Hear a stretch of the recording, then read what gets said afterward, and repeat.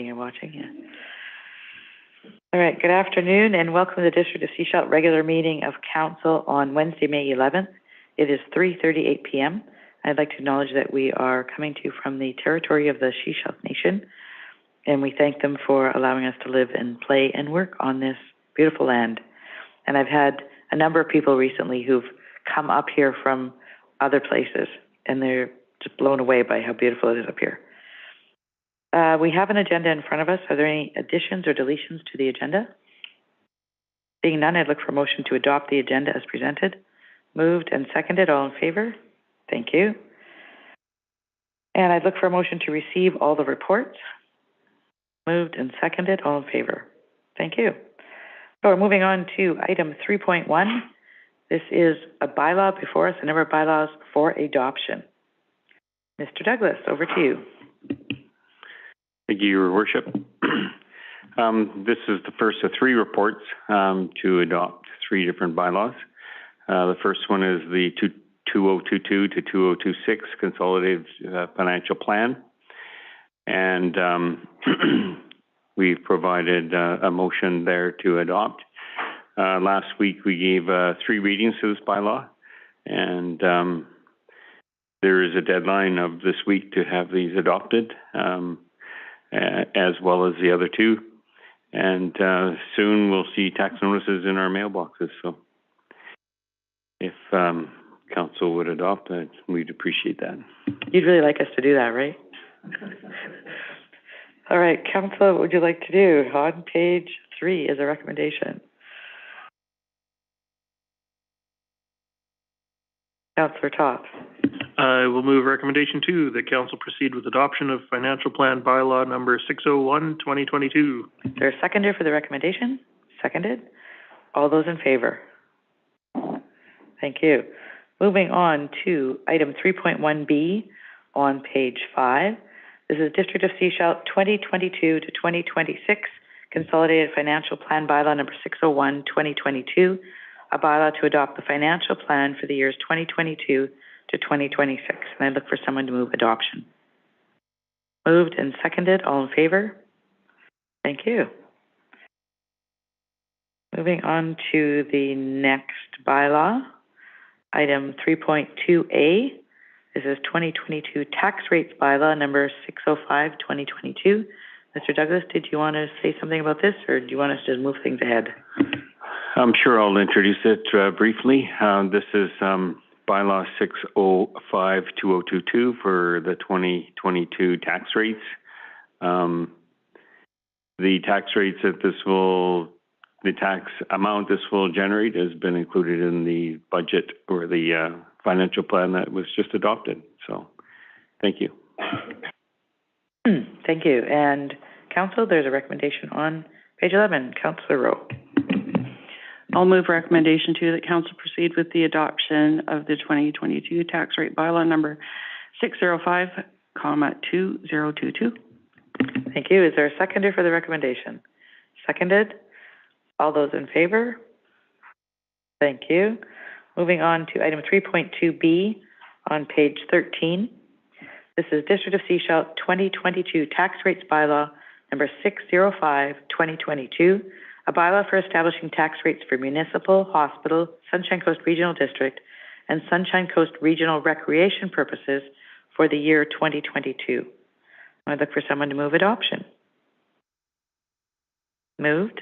Seconded. All in favor? Thank you. Moving on to item 3.3. Mr. Douglas. Thank you, Your Worship. The final bylaw is bylaw number 426-17-2022, and this is to amend the sewer user fee rates for 2022. Once again, the amounts that will be generated here have been included in the 2022 to 2026 5-year financial plan. A bit of a smaller increase this year than maybe in previous years, so that's all good news. The impact is about $36 per resident, and the parcel taxes will remain the same as it was in the previous year. So just user fee increases. Thank you. And again, a recommendation on page 16. Councillor Toth? I will move recommendation 2 that council proceed with adoption of sewer user fees amendment bylaw number 426-17, 2022. And someone to second that recommendation? Seconded. All those in favor? Thank you. Moving on to item 3.3B, page 18. District of Sechelt bylaw number 426-17, 2022, a bylaw to set fees for sewerage usage. And I look for someone to move adoption. Moved, seconded, all in favor? Thank you. Thank you, Mr. Douglas. I know that's a lot of work by you and your team and the whole, actually all staff, because you get input from everybody. Thank you all for the work you put in to put that together. Thank you. All right, we're going to move on to item 4. Item 4 is it's 4.1. It's from the Director of Engineering and Operations and Engineering Project Manager with regards to Operations Center additional funding request and letter of award for off-site civil services. And Mr. Dillon, what are you? Thank you through the chair. There's no presentation for this. It's a verbal report. The whole construction industry is being challenged with these price escalations, and so we're bringing this issue forward now to address the immediate issue of awarding this off-site services contract, but also to be proactive with our contingency in light of the trends that we're seeing in the current escalation of prices. So this is partly to deal with that, but also an effort by staff to be proactive on the funding side for this project. And I was told today that the building permit is imminent, and once that happens, we can expect some construction activities on site. Thank you. And a project manager, Julie Maris, is available if you have detailed questions about the project. Thank you. Council, any questions? Councillor Lamb? Yes. So the civil work here that's being done, this is an extension of the sewer line would be part of it? No, it involves we're stubbing out into Dusty Road. There's an existing force main there, but we did require a sanitary lift station to facilitate that. And then the other aspect of this is also the water line extension was the big one, going up Allen Road and coming to the back. I can defer to our engineering project manager, Julie, for additional details of the full scope of what was involved with the off-site civil works. Ms. Maris? Yes, thank you. Through the mayor, through the chair. Yes, Kern's correct. It included some sanitary works, it included some landscape works, it included the RV Sani dump station. It included the water on Allen Road. It includes some paving.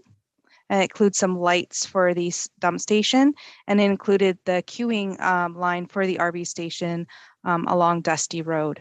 So those are some of the items. Oh, and some EV station conduit for future. One more question.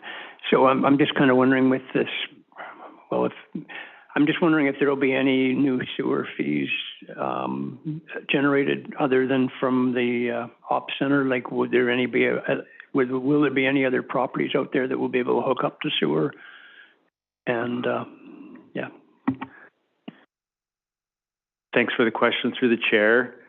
Because we are tying into that existing line on Dusty Road, there will be no opportunities for other homeowners to hook into that line. We've had to install a special force main and, a lift station to allow for this, and that's not really an option for your average homeowner to hook into. So I do not anticipate that this would expand. Had we gone with the previously more expensive option of extending the sewer line, perhaps there would have been, but since we're using this existing Dusty Road force main, that won't be an option. Thank you. Councillor McLean? So just recognizing that we're in an inflationary period, I think the graph on page 22 really demonstrates that. What kind of risk do we have for cost overruns with the operations center as a whole, rather than just the offsite works? Yes, thank you for the question to the chair. The Ops Center contract for construction itself is a lump sum.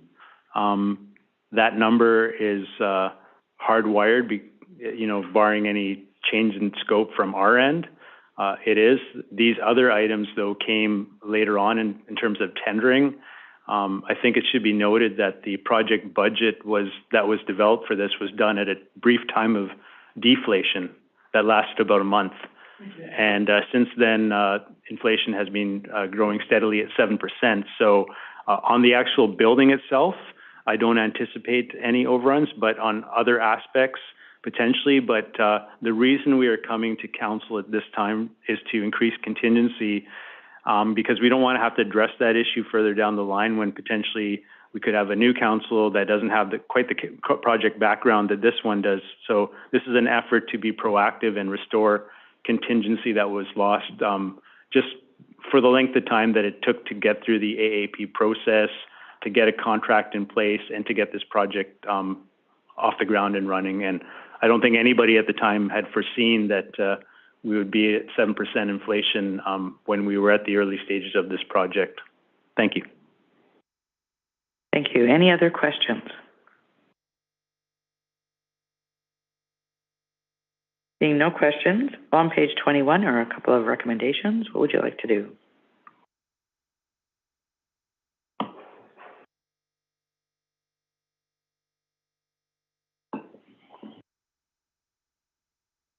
Councillor Rowe?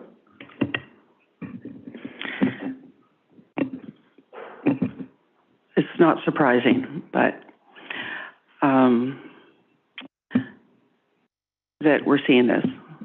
We're seeing it everywhere. Okay, don't let me get started down a road here. I'll move recommendation 2 that council approve additional funding for the District of Sechelt Operations Center project in the amount of $240,000, including contingency, to address unanticipated inflationary pressures impacting project costs to be funded from the capital reserve. And 3, that council award the contract for the offsite civil services to Macon Construction Management Limited in the amount of $750,946, not including GST. Thank you. Is there a seconder for those recommendations? Seconded. Any other comments or questions? Councillor Toth? Thank you. Just a quick one for the Director of Finance. I assume that since we just passed our financial plan, this was not in there, so it'll be wrapped up in one of the financial plan amendments that come later on? That is correct, yes. Thank you. Thank you. Any other questions or comments? All those in favor of the recommendations? Thank you very much. Thank you, Ms. Mares, right? Mares and Director Dillon on that one. All right, moving on. Number 5, we're looking to go into a closed session. So it's been determined that the council meeting be closed to the public as the subject matters relate to the following sections of Section 91 of the Community Charter. A, personal information about an identifiable individual who holds or is being considered for a position as an officer, employee, or agent of the municipality, or another position appointed by the municipality. And B, the consideration of information received and held in confidence related to negotiations between the municipality and a provincial government or the federal government, or both, or between a provincial government or the federal government, or both, and a third party. So I'd look for someone to move the recommendation as indicated on the agenda. Moved? Seconded? All in favor? Thank you. And before we actually go in closed, are there any questions? No questions? All right. There is an attendee in the gallery. That is us. I think we're going to need to move that. Yeah, Carrie Ann, I think we're going to have to move the person, like the phone, into the meeting. So if we're going to lock it. Okay. Thank you.